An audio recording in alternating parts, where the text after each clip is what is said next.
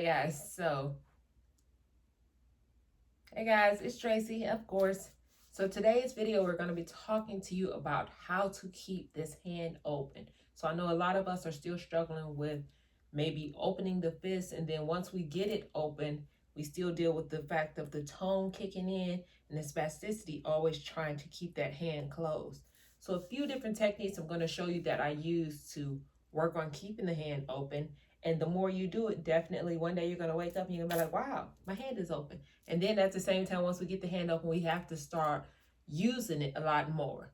So that's the thing. We'll go from using the non-affected side so much to try to eliminate it and use the affected side.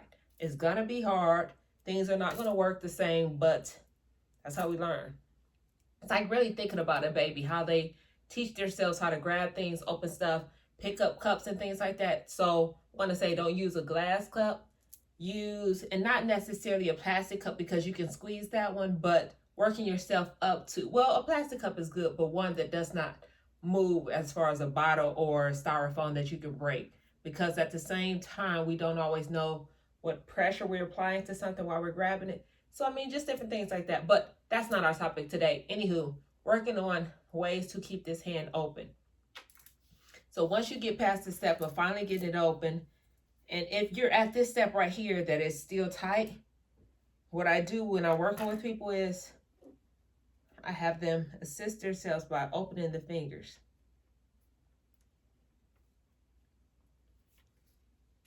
So you may be at this step. You're going to take your time to get the fingers open. So not necessarily they stay open on their own, but you may have to pry them open yourself. Once you pry them open, we're going to place a hand on a flat surface. So you still may be dealing with the fact that it's still trying to close even though it's on a flat surface. So what we're going to have you do is, it's really like nurturing the hand. Nurturing the hand, talking to it, taking some time to smooth it out, get that blood flow in there, and allowing our brain to realize and recognize that we're trying to keep these fingers open.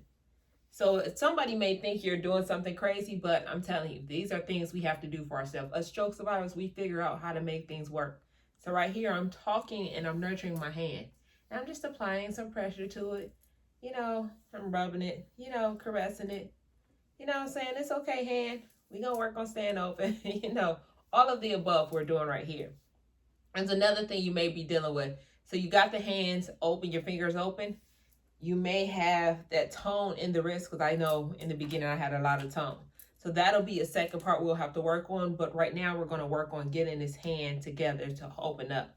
So different things like that we do. So we're going to step right into it. After you got it open, and you may have one finger in particular that's still trying to curl. So we would generally start with that finger. So say for instance, if my middle finger continued to curl and I got the rest of them open, what I would do is I start to work on that middle finger first. And by doing that is I would pull it back. Let me turn it sideways so you can see. And I would pull it back. And I don't want to just pull the tip back. I'm going actually underneath the finger. I'm holding the whole finger up. And I'm trying to straighten it out. As I'm holding that whole finger up to straighten it out, we're going to hold it for approximately 15 to 20 seconds. So it's actually going to feel kind of tight because it's a good stretch that you're applying to the finger. So we're going to hold it for a while. I may not in the video hold it approximately 15 to 20 seconds, but that's what I want you to do. So we're going to go through that. And I just started with the middle finger as saying that may be the most troublesome finger, just giving you an example. But we're going to go through each finger as I just did for that one. And as you're going through each finger, as you see my hand, I'll come up closer so you can see.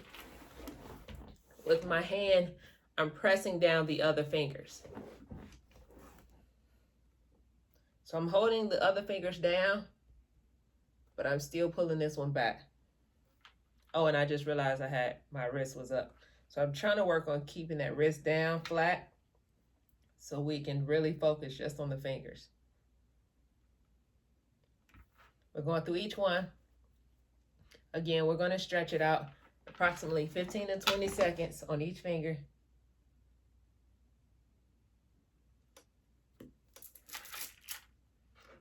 Even the thumb here, the thumb not necessarily go up as high, But even if you just need to open that thumb out to straighten it out from that bend, we'll open the thumb up this way.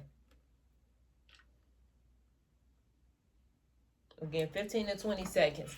And this may not work right in the beginning, so we'll do this a couple times. So if you have to go through this 3 to 5 times, you're not in a rush because we're working on getting this hand to stay open. So it's going to take us a while, especially if you are pretty tight. So again, if you need to go through those fingers, we're going to stretch each one approximately 15 to 20 seconds until it feels a little better. And then after we do that, I'm going to skip through here. Once I get the hand stretched out, I'll hold it down and my table moves, so I'm going to have to step on it. Now I'm working on trying to slide it back and forth.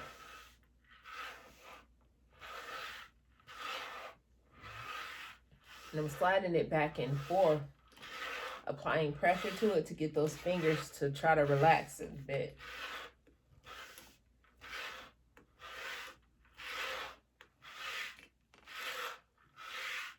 So we're not only working the hand on this one, but we're also working the shoulder a bit. And I'll turn this way so you can see me. Putting my table in place, sliding it sideways.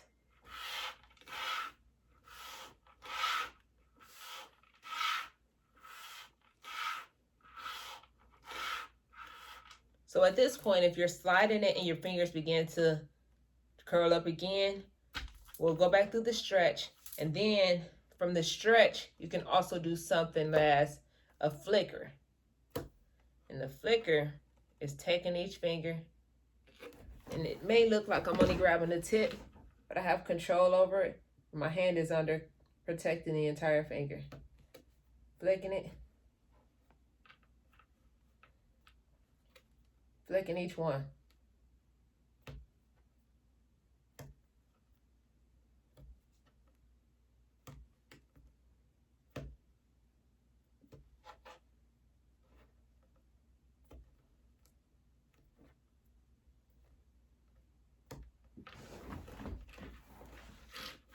All right, so going through those exercises that we just did, starting off with just stretching the fingers out, and then we're gonna apply the pressure to and slide it side to side and back and forth.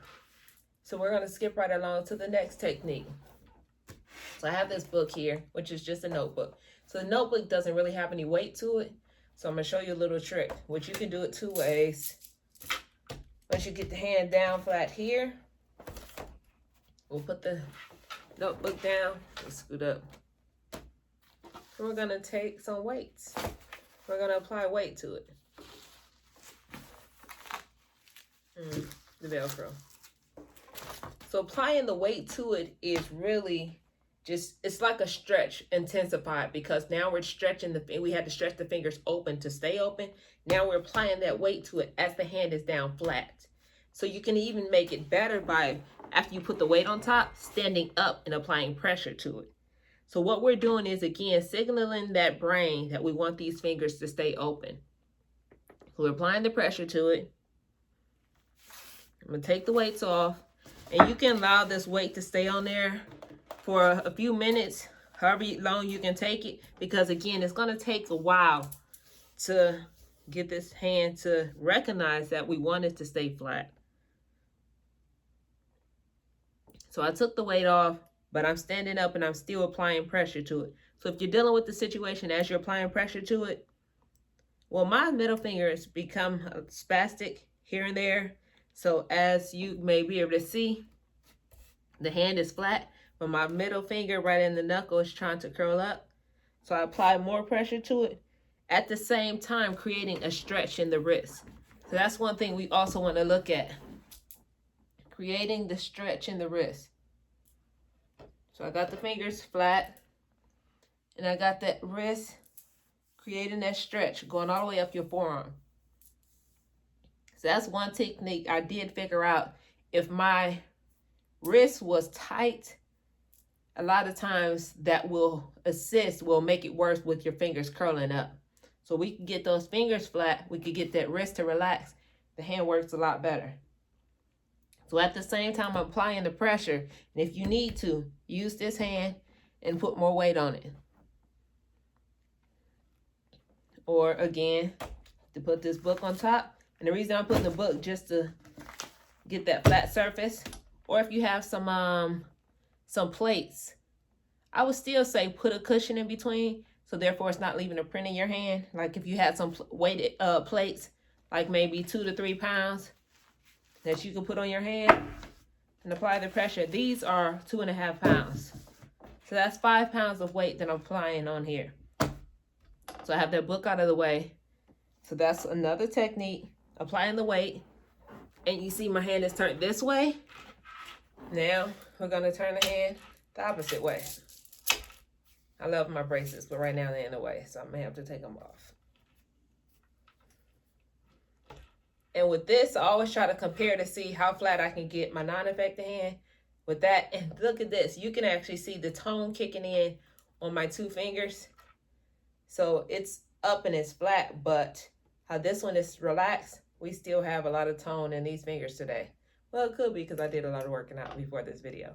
But anywho, we're starting off this way. We're going to do the same.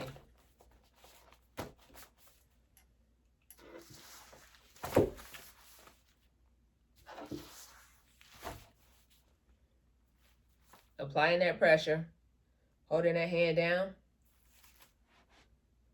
applying that pressure. And at the same time, this one you really feel the stretch in that wrist because your hand is, what is the word for that? Inverted, I believe. So you're going to get a double stretch in the wrist and the forearm. Because a lot of people that I've seen, a lot of us survivors, we have an issue with actually turning the wrist over correctly. So this right here is the one that will help you with both. Not only helping the hand turn flat, but also helping you to get that motion, that flexion in that wrist is what I'm trying to say. So this is a great exercise for both. So right here, I don't have to apply much pressure, even though my hand and my fingers, everything move on its own. This is still a stretch for myself. Now I'm going to stand up because I'm a little past some of you. We are all at different levels. So I'm going to apply more pressure to it. So if this is too much for you, don't do such. Just apply the lightweight. So I'm applying more pressure from my right arm, plus these weights on top. Show you what it looks like after I take the weight off.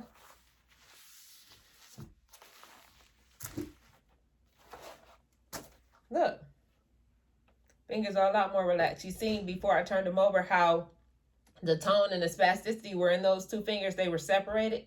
So applying the weight and the pressure to it allowed it to relax more. So again, guess what? Over time, when we continue to do this, you're going to get better results as we go on. So I can go ahead and put the notebook back on and put the weights back on. Guess what? Over time, it's like, wow, you're going to wake up and you're going to be so shocked with what's happening as far as how your hand is reacting to staying open on its own. So it's the same as if I was laying down. Let's show you this one, even though I'm sitting in the chair. I'll try to scoot down. So if you were laying down trying to get the hand up overhead, one I've done before is I took a smaller book. Oh, no, I don't have one here. I took a smaller book and I placed it on my hand and I put a weight on top of that. So therefore, well, I can show you on this. Therefore, to get the hand, here we go, to stay open this way and to get flexion in that wrist. So this is another one that we can do.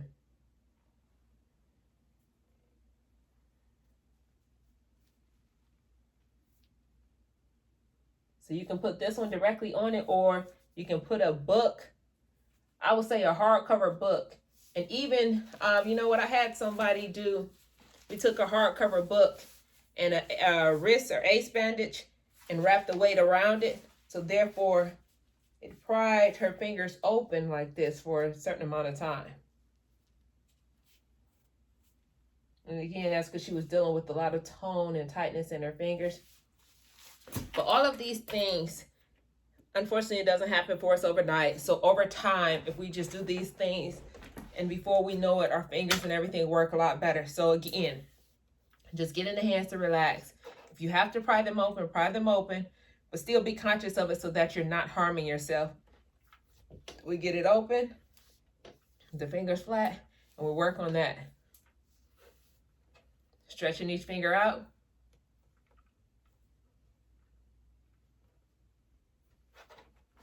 and applying the pressure.